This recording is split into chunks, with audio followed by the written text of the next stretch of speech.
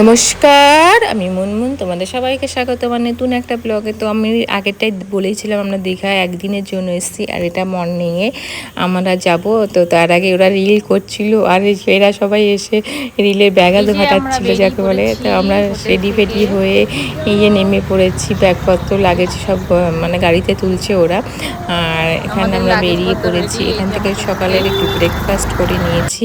ইডলি ধোসা বিক্রি হচ্ছিল।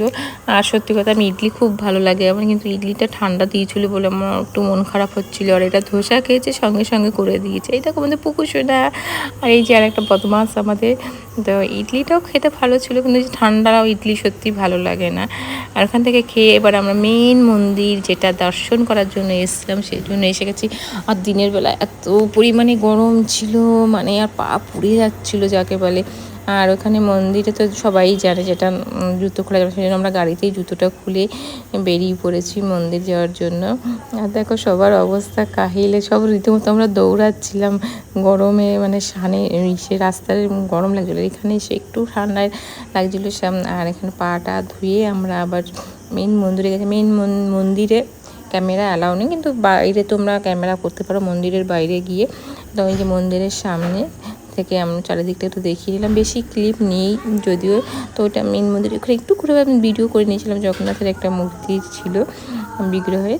আর ওখানে যেহেতু ক্যামেরা ছিল না, সব সময় গার্ড ছিল, আর আমার কী দরকার। ওই যে আমার মেয়েকে বলছিল, মেয়েটা ছোট্ট একটা ক্যামেরা নিয়ে গেছিলো, বলছিল ক্যামেরা অ্যালাউ নেই, আপনারা চাইলে মোবাইলে ছবি ভিডিও করতে পারেন বাইরে দিয়ে, ভিতরে তো অ্যালাউই নেই। তো ক্যামেরা ওই জন্য আমার মেয়ে ঢুকিয়ে দিল। তো এই যে মেন মন্দিরে চলে এসেছিলাম, ফাঁকাই ছিল, মানে এখানে তোমরা চাইলে তোমরা গিয়ে পুজোও করতে পারো। তো এই যে আমরা এখান থেকে বেরিয়ে মন্দির দর্শন করে এসে সবাই ঠান্ডা ঠান্ডা লস্যি খেয়ে নিল। ওখান থেকে আমরা বেরিয়ে সোজা চলে এসেছিলাম তাজপুরে।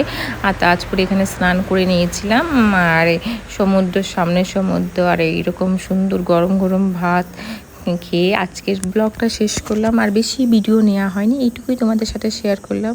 আশা করি তোমাদের সবার ভালো লেগেছে।